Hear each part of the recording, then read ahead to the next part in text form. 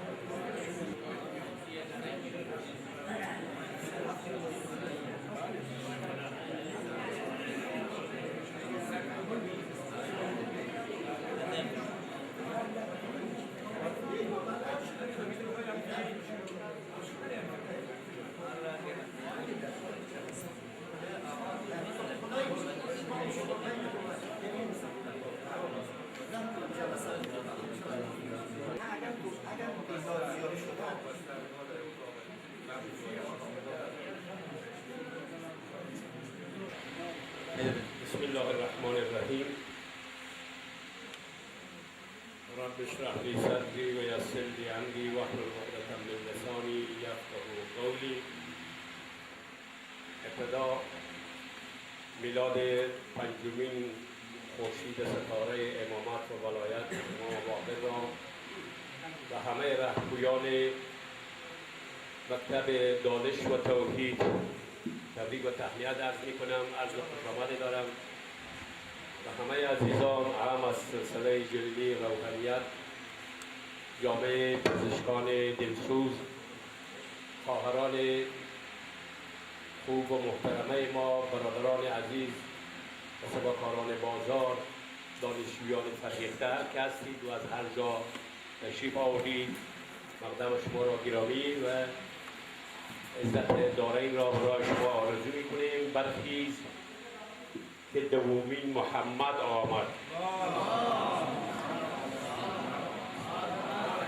دارای علوم علم سرمد آمد، دریای علوم نبوی را باقر با خلق نیکو و روی احمد آمد.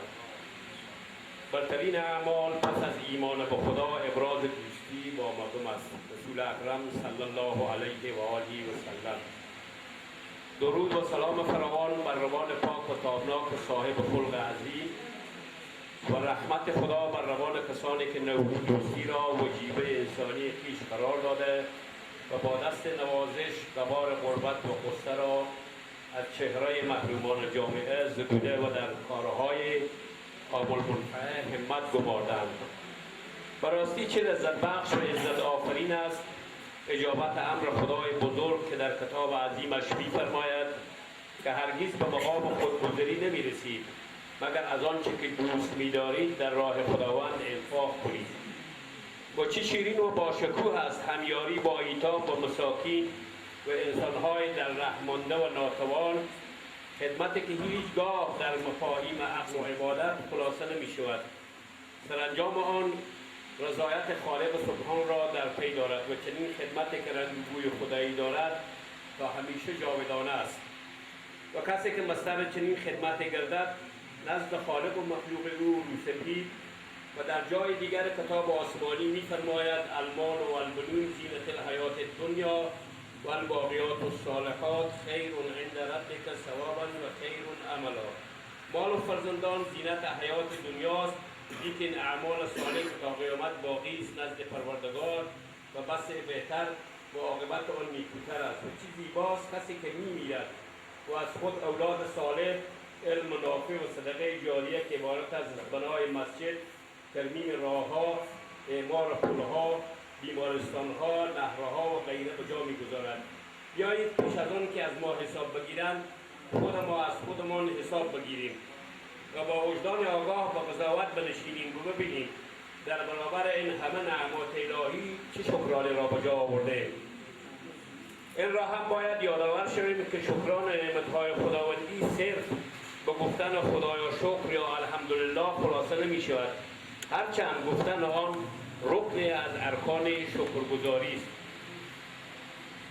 شکران هر نعمت وظیفه خاصی را به دنبال دارد و چند نمونه از آن توجه فرمایید. مثلا شکران نعمت ثروت، دستگیری از ضعفا، ایتام مستمندان و در کارهای قابل منفعل سهیم شدن.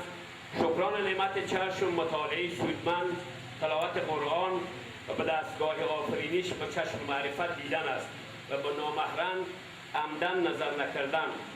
شکران نعمت زبان، ذکر خدا و کسی حرف درشت و تمسخر آمیز نگفتن، در بین مسلمین مصالحه و مفاهمه ایجاد کردن. شکران نعمت جوانی، پارسایی، تقوا و مصدر خدمت و جامعه گردیدن. گرچه خاتمه مستور است و عاقبت امر همه به دست او، ولی باور کنید خیلی ساده است که هر روز با خودتان حساب کنید و ببینید کاری انجام داده اید تا مستحق بهشت باشید یا خدای نخواسته اعمالی که دوزخ انتظار ما را میکشد بسنجید. امروز کام و کدام بینوا را با سلامی یا کلامی یا درهم و دیناری با لطف و مهربانی شیرین کرده اید و کام جان چند کس را با دروغ و دشنام و طنز و کنایه تلخ. و اگر به محاسبه نشستید و دیدید توانستید نمد خودتان از آب در آوردید، از این آزمون الهی سرافراز بیرون آمدید و اعمالتان اقلا در ظاهر خالصا لوجه الله تعالی بوده که زهی به سعادتتان ما هم عاجزانه شما التماس دعا داریم. اگر نتوانستید مستقیم به امور مستحقین رسیدگی نمایید، بیایید با عاملین اعمال خیریه که به هیچ ادعای خود را وقف رسیدگی به احوال ضعفا و اعمار بناهای خیریه نمودند هم نوا گردید. با زبان، با قلم، وجوه نردی و حتی گام‌های مثبتتان اینها را یاری رسانید. یک بار دیگر از وجود سبز و پرمعنویت شما تشکر و سپاس را داریم. در قسمت اول برنامه طبق همه محافل معمول از برادر از شما جناب جاهای اسکرپور اگر سنشان تقاضا نمی‌کنه که برای زحمت به پشت تلویزیون تشریف بیارند و ما را با ذکر کلام از وحی ما را مستفید گردانند و بر محفل ما معنویت و زینت بیشتر. جناب جاهای اسکرپور.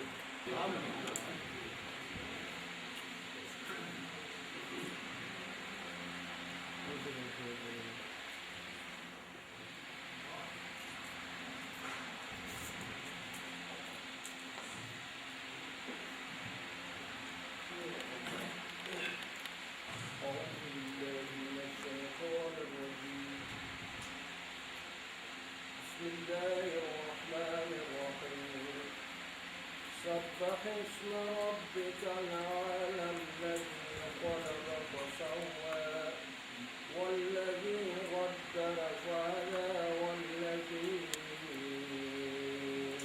أخرج المرعى وجعله غثاء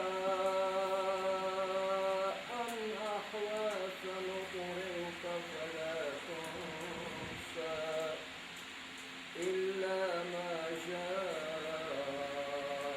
الله إنه يعلم الجهر ولا يخفى ونيسرك لليسرى وذكر إن نفعت الذكرى سيذكر من يخشى ويتجنبها الأشقى الذي يصلى النار الكبرى ثم لا يموت فيها ولا يحيا قد أفلح من تزكى وذكر اسم ربه فصلى بل تؤثرون الحياة الدنيا والآخرة خير